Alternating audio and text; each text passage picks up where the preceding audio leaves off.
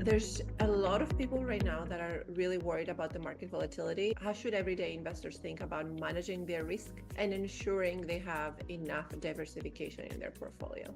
You already mentioned at the beginning that you know a lot of people who will just park all their money in a global ETF and then they feel they're done. And again, it is a very risky strategy and some people can take it. Last year or the year before, it was such a strong equity year. So everybody who had this simple and risky strategy of investing the whole portfolio in equity is feeling pretty happy about themselves.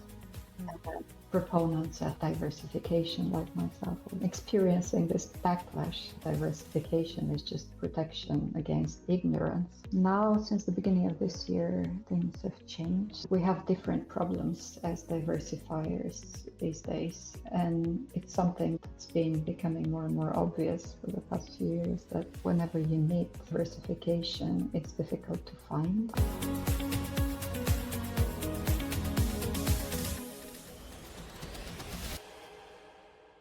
Hello and welcome to the Investing and Other Stories podcast. I'm your host, Margarita Tr, a former Wall Street executive, CFA charter holder, and founder of Finance Latte, a leading investing education company. I founded this podcast to fill what I was missing in the finance industry, a place where top women investors can share insights directly with individual investors, to empower them and inspire them to invest more and build wealth. It doesn't matter if you've been investing in stocks, funds, and startups for years, or you're just getting started. This podcast is for you. The information provided on this podcast is general information and should not be considered investment advice. Stay tuned at the end of this episode for more important disclosures. I'm so excited about today's episodes because we welcome Julia Axelsson, portfolio manager at Swedbank Robur. We will discuss how investors can choose among the different types of assets, the so-called asset allocation decision, how to manage risk, and many more topics relevant to this highly volatile market environment. Julia Axelsson manages balanced portfolios for Sweden's largest asset manager. She has more than 25 years of experience in the asset management industry, including various positions at Nordea, Captain Bank, Ålandsbanken, LF, the insurance company, and Nord SIP. Over the years, Julia has specialized in asset allocation, manager selection, alternative investments, risk management, and sustainable investments. She holds a master's degree from Sofia University and has completed studies in economics at both Stockholm University and Stockholm School of Economics. Julia is a chartered alternative investment analyst. Julia, what a career. I'm so glad you're here and a warm welcome to our podcast. You don't have to flatter me anymore. You know that I've already said yes to the interview. So I don't think you can avoid flattery after this bio. I don't know about career. I've had plenty of very interesting jobs in different parts of the asset management industry. But as to career, it's been more of a meandering path along different specializations within the industry rather than your typical climbing up the corporate stairs career path. So it's been an interesting journey, and it's mostly been my curiosity that's been guiding me rather than ambition. I was not even meant to be portfolio manager. When I was growing up, I had completely different vision of what I'm going to be. What were you expecting to do? I was going to be a linguist, of all things. Okay. Is that what you studied? Yeah, I did study a lot of languages, specialized in Indian languages, both modern and ancient. And I was very interested in the theory of language. So I fancied myself a bit of an intellectual, reading and deciphering Wittgenstein and trying to understand what Chomsky means with this and that. And then I moved to Sweden, and that's when I realized that I had no clue of what's happening in the world from my ivory tower of linguistics. So how did you start within asset management or banking? Yeah, but this epiphany I had when I moved to Sweden, that I don't understand this capitalist society at all, coming from behind the Iron Curtain where we didn't have any concept of capitalism for real.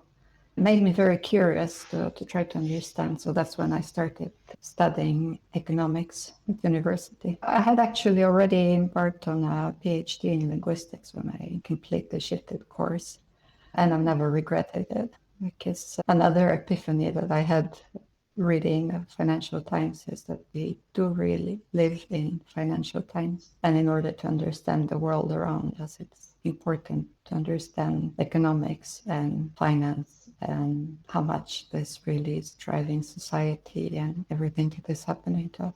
And it does seem with the complexity of the financial markets at this moment that you need some sort of ability to decrypt the information. So you're still using some of those skills. You need to learn a lot of languages in your life, so it's good to know some of the theory of it. But yeah. So you entered the industry and then you've clearly stayed in it for a very long time. What has motivated you to stay?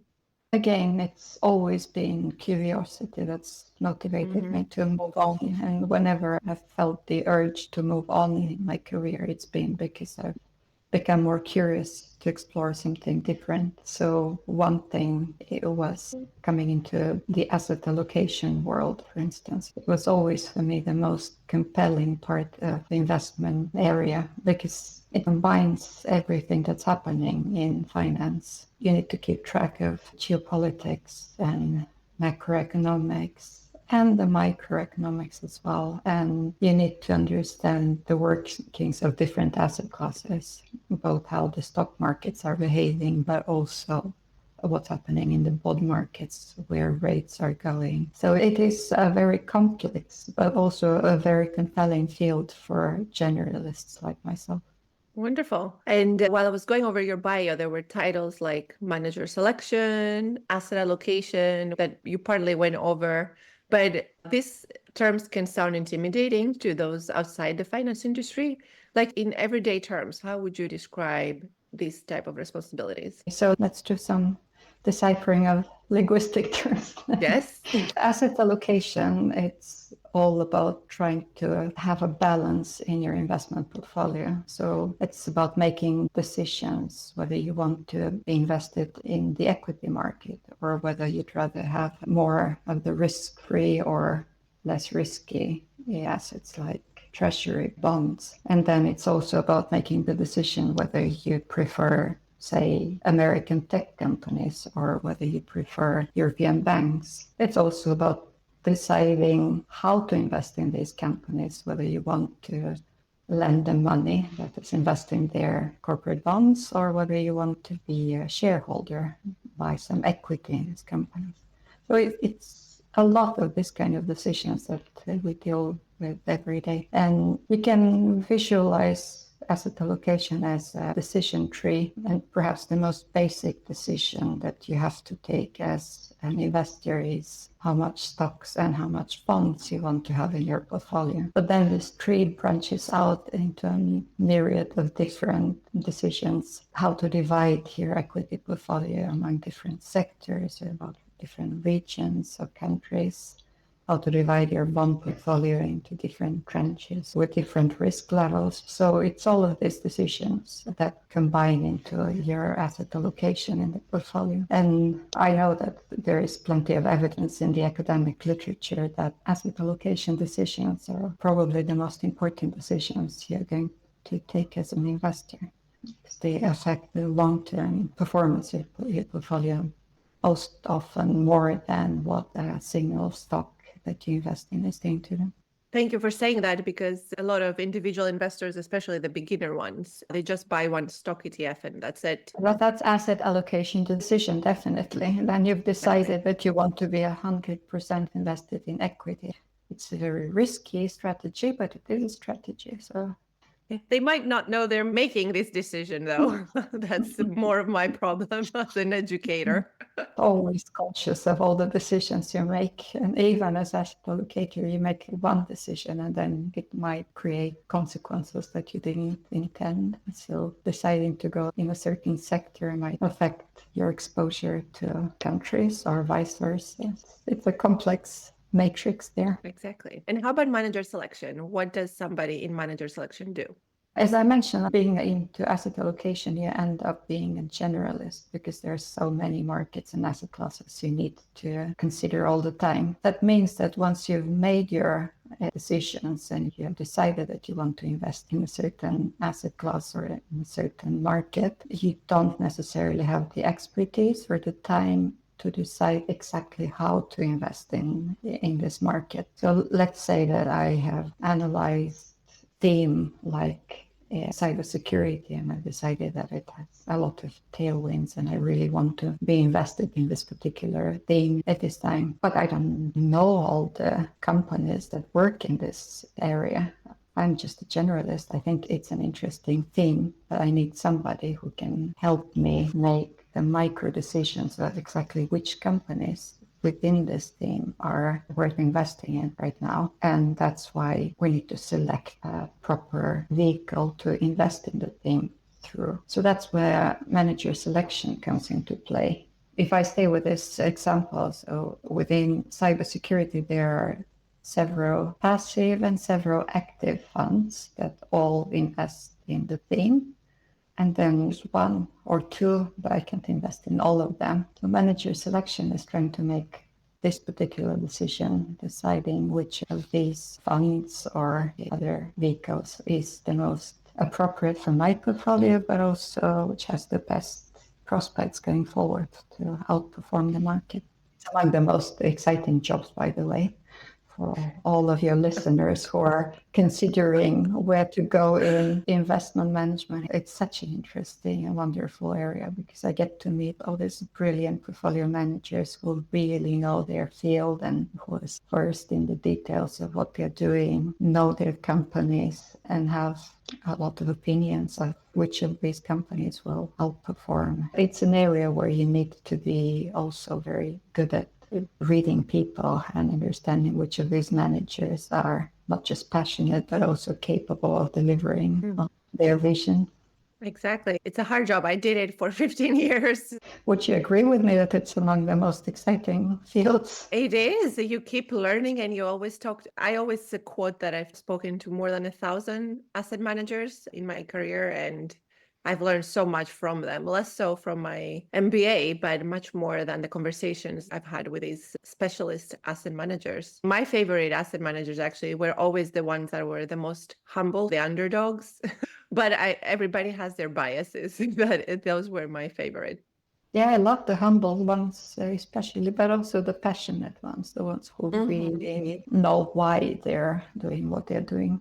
Exactly. So you mentioned already thematic investing. You talked about cybersecurity. That's one theme. And that you view your investable universe more from a thematic perspective rather than just economic sectors. Can you expand a little bit on that and walk us through some more examples of themes that you've played more recently?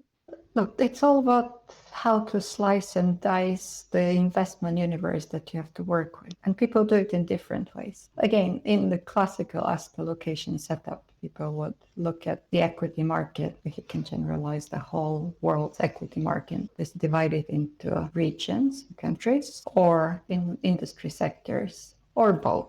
And that's the normal framework that a lot of my colleagues work with. In my organizations, we decided to work with theme rather than dividing the world into regions and sectors. We divided it into themes simply because a lot of the times when we looked at companies that we're invested in, we can't pinpoint them. We can't say it's an American company. So many of the interesting companies these days are more global. They operate on a global market.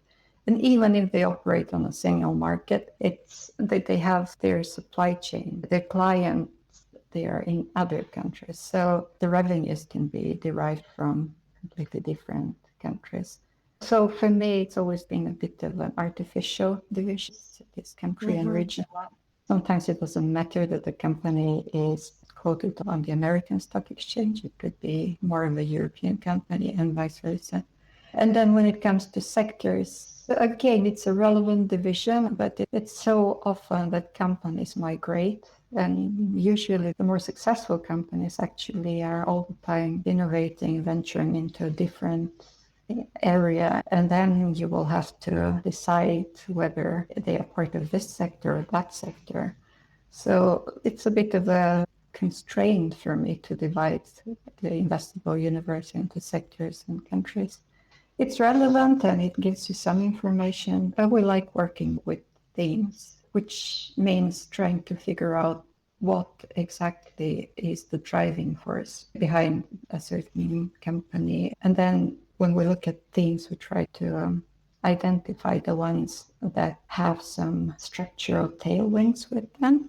So to try to find out the things that we can see in the long run are going to outperform the rest of the market, because that's where society is moving towards. So that's where the economic growth is happening. And what are some examples, if you can share some more? So thematic investing, to start with, was very much focused on trying to solve the challenge that climate change is posing to society, for instance. So there are a lot of themes that are related to climate change, but also our physical environment in general.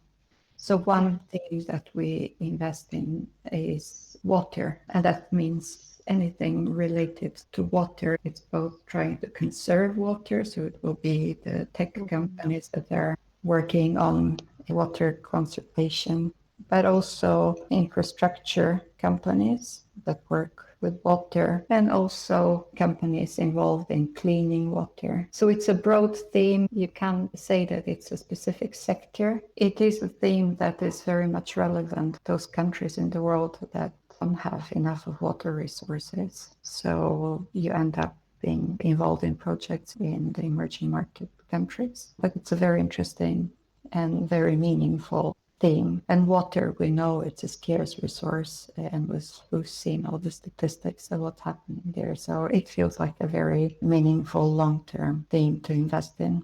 I already mentioned cybersecurity, which is very interesting. Another theme that we work with and trying to find actually right now a way to invest in it is biodiversity. So we know how scarce natural resources are and what's been happening with the world around us. But again, a theme to be investable, it needs to reach a level of maturity. It needs to reach the level where there are enough companies that work with this theme so that you can meaningfully invest in it. A lot of the companies working with biodiversity, for instance, are still quite small and growing, and then it's difficult to find a vehicle that is well suited for our portfolios. That's quite interesting, and it ties how there's an additional layer of analysis needed. You have identified the theme, but then you need to find the best way to also play it.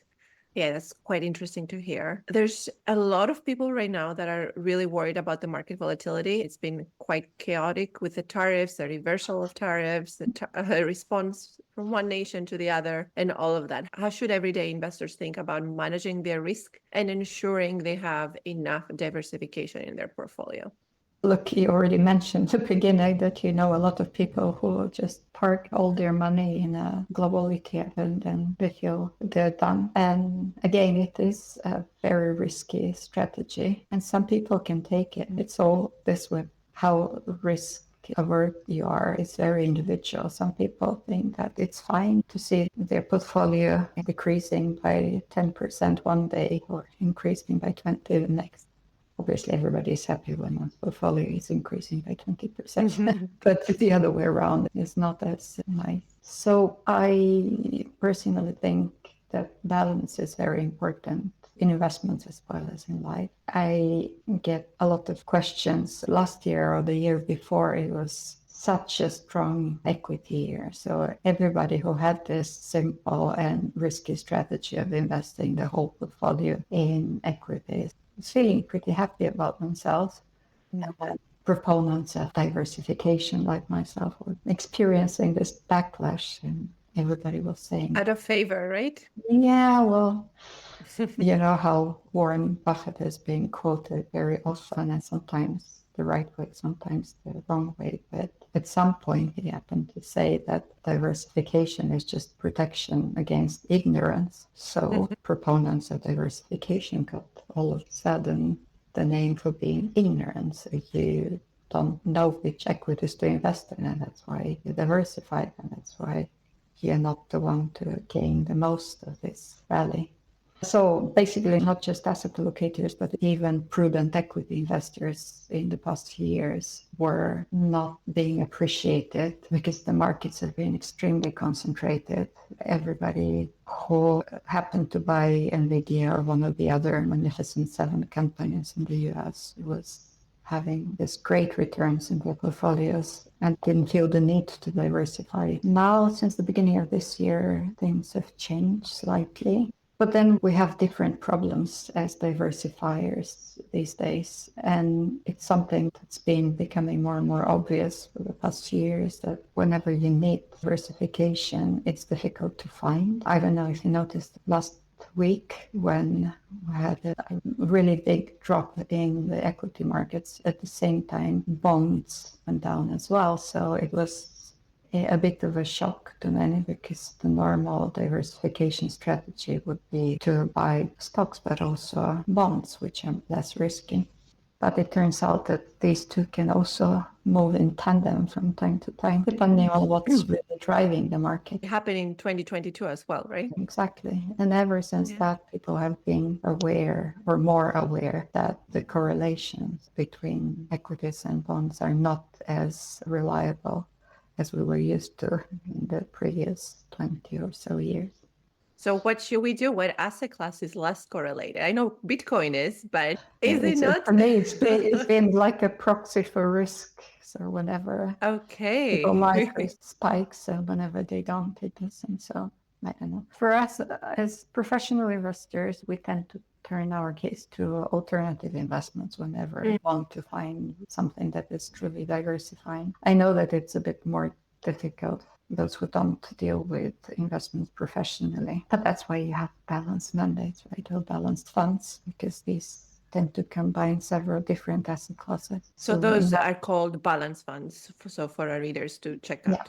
Yeah. Okay. Yeah. So in our funds, we invest in different types of alternatives. And alternative is a bit of a strange denomination, because it can be anything that is an alternative to stocks and bonds. Give us some examples of the liquid alternatives that you invest in. Yeah. So one type of alternatives is infrastructure and real estate. Infrastructure and real estate are typically not very liquid investments, though. So infrastructure projects tend to span over many years and normally reserved for the institutional investors who can put their money there and wait for their returns to trickle over the years, but they have to commit the money for a long time.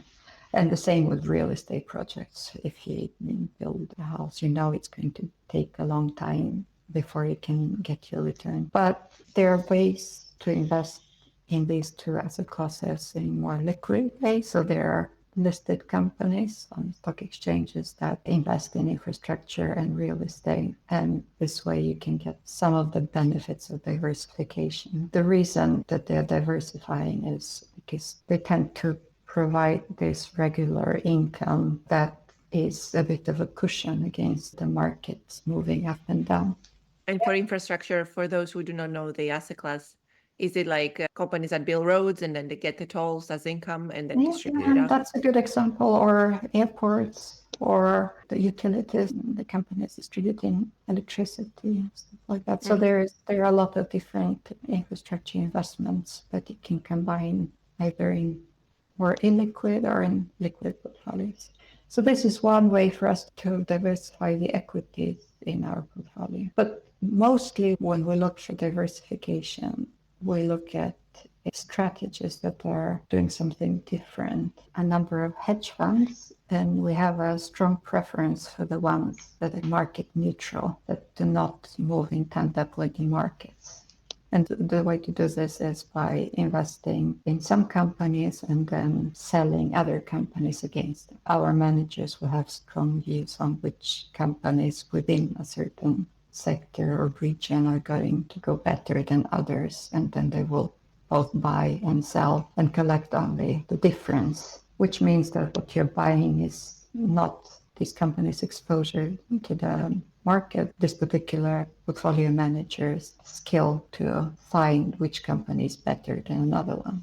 That type of portfolio has lower correlation to the equity, the stock market, right? Yeah, normally they are not correlated at all. If the managers are doing their work well, they have no correlation whatsoever with the market. They're called market neutral. So these type of strategies we like in an environment like today. So hedge fund managers have this reputation for being very innovative and creative when it comes to finding strategies to beat the market.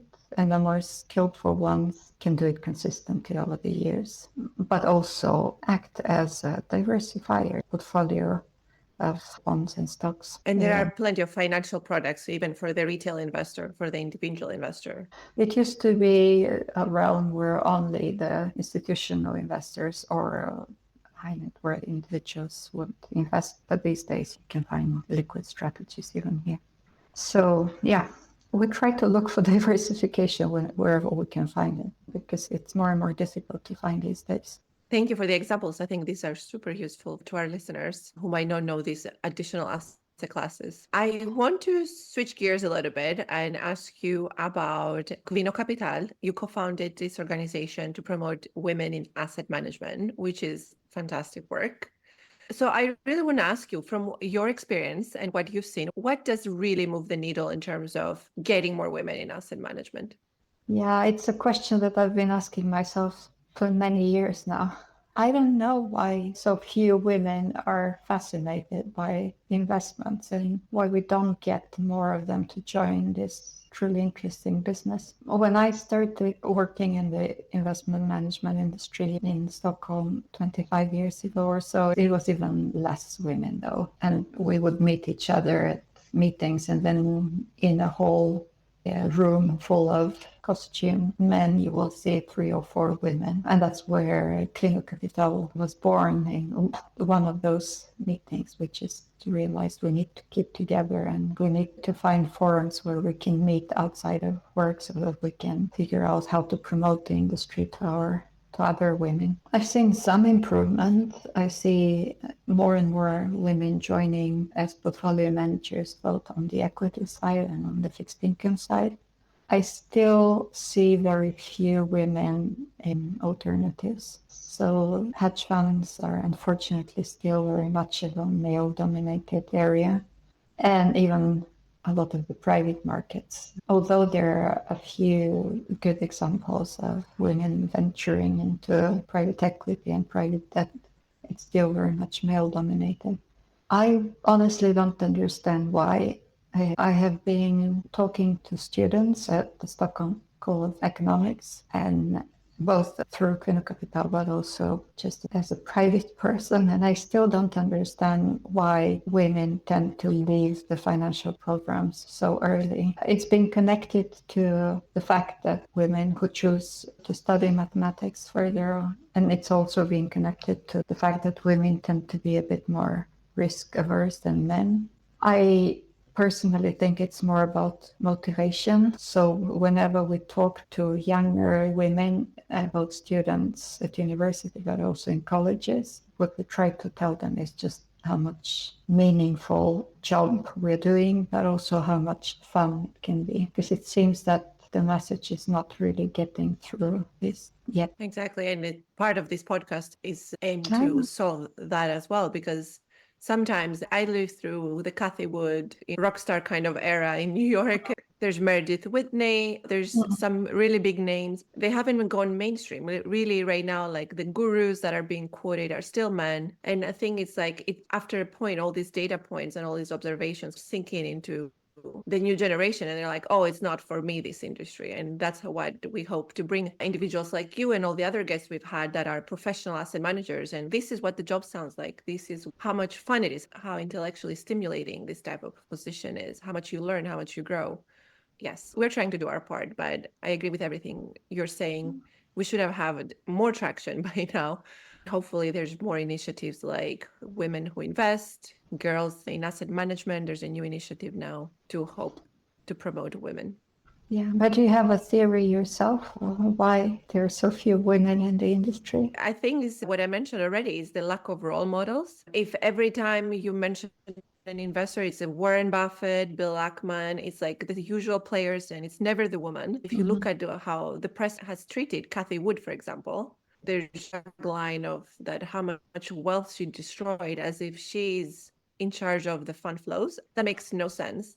It's a completely unfair comparison, and they should compare her to other managers with the same aggressive growth style, not compare to how much inflows and outflows, the timing of those flows that she has no control over, and doesn't really just talk about skills. So I think there's a lot that needs to change, to be honest. Yeah, but you're doing a great job, so keep doing what you're doing. And from Kvinnorkapital, we also try to support this movement. Hopefully, at some point, we will have more women investors. But it is a very meaningful profession, and it's also, as I said, so much fun to work with investment. Yeah. So I usually ask people who know you to give me some questions for you. And I ask Aline Gustafsson from Nord SIP to give me a couple of questions. And one of them, I think that this one might work. She wants to know, what do you think about investing in China, both from a growth perspective, but also from an ethical perspective? Do you want to take it? Sure.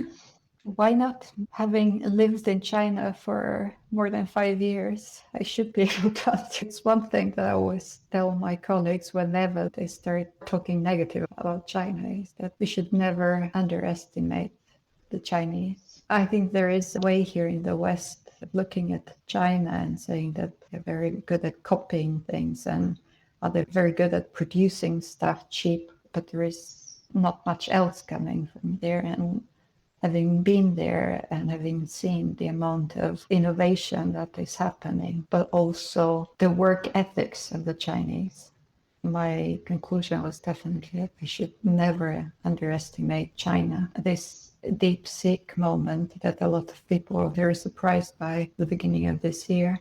It didn't surprise me as much, obviously. If you don't follow in detail what's happening in the tech industry, you wouldn't know that this particular company has come so long in disrupting the status quo of the artificial intelligence field. But it's not perhaps as surprising to me because I've seen the commitment the country has to innovating and to making production more efficient, but also how much they value the educating. So it didn't surprise me as much as a lot of other people. I think it's not easy to say that China is uninvestable. China is very difficult to invest in because there are so many considerations you need to take. But China is, you can't say it's uninvestable because then nothing would be investable. If you look at any company's full supply chain, for instance, then somewhere along the line there will be China. And it's also becoming increasingly a very big consumer market. So China is not easy to ignore as an investor. Again, the ethical considerations are huge, and there are so many areas there that I wouldn't touch. Whole banking industry there is completely controlled by the government, for instance. But there is a lot of innovation happening. There are a lot of very interesting companies coming up to the market. I think we can't ignore it. Wonderful. Thank you for sharing. And we talked about ethical investing. And of course, you are deeply committed to sustainable investing. Just very briefly, in practice, what does that look like? Are there specific environmental, social goals that you try to support and are more important than others? Even there, I'm a generalist. So obviously we work with specific KPIs in the portfolio. So we try to lessen our carbon footprint, for instance, in the portfolio. So we have a goal of how this is going to happen and monitor it regularly. So I would say that this is a specific goal. But then for me, it's always been more important to work with intentionality. So whenever you choose an investment, you choose intentionally to invest in something that is contributing to some kind of sustainability related goal. So this is one way to work with it in our portfolios. It's also very deeply incorporated in my work with manager selection.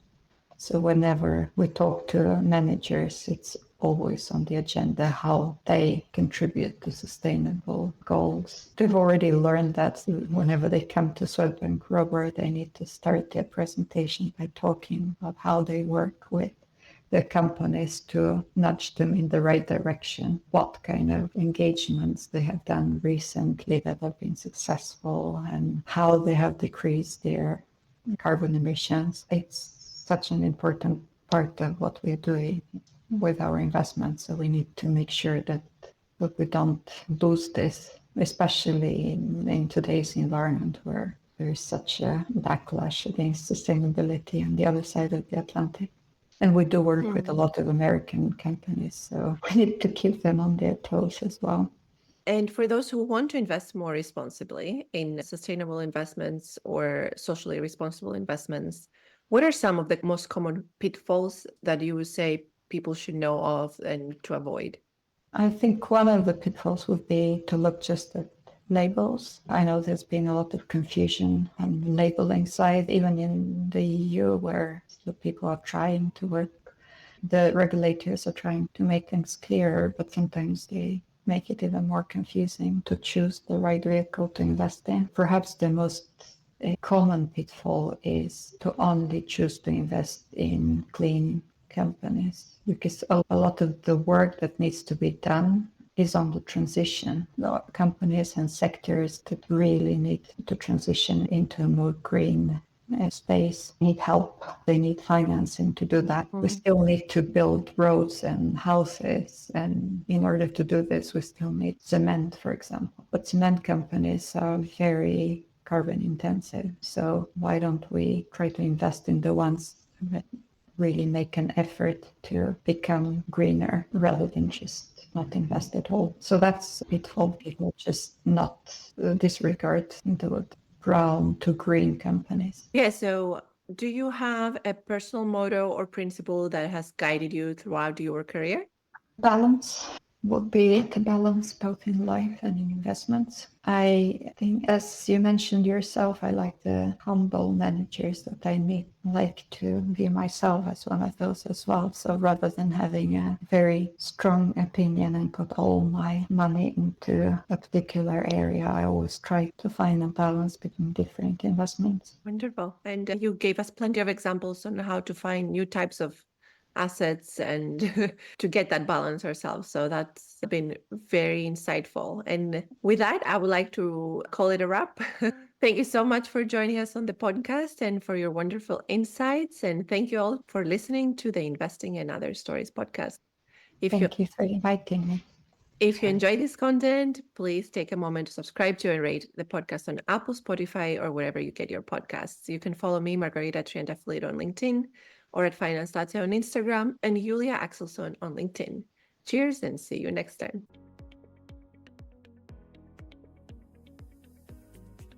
The information provided on this podcast is for informational purposes only and should not be considered investment advice. The opinions expressed on this podcast are as of the day of the recording and are subject to change without notice. The views and opinions of guests on this podcast are not necessarily those of Finance Latte AB or its host Margarita Tr, collectively referred to as Finance Latte. Finance Latte is not affiliated with its guests or their affiliates unless otherwise stated. Finance Latte does not guarantee the accuracy or the completeness of the data presented herein. The information on this podcast is for informational purposes only, and the information, data, analysis, and opinions it includes should not be considered investment advice or tax advice, and is therefore not an offer to buy or sell a security. Finance Latte AB is not responsible for damages or other losses resulting from or related to the information, data, analysis, or opinions in the recording. Past performance does not guarantee future results. All investments are subject to investment risk, including loss of principal. Individuals should consider their own unique needs and circumstances and objectives before making investment decisions. Please consult with a tax or financial advisor for advice specific to your individual circumstances.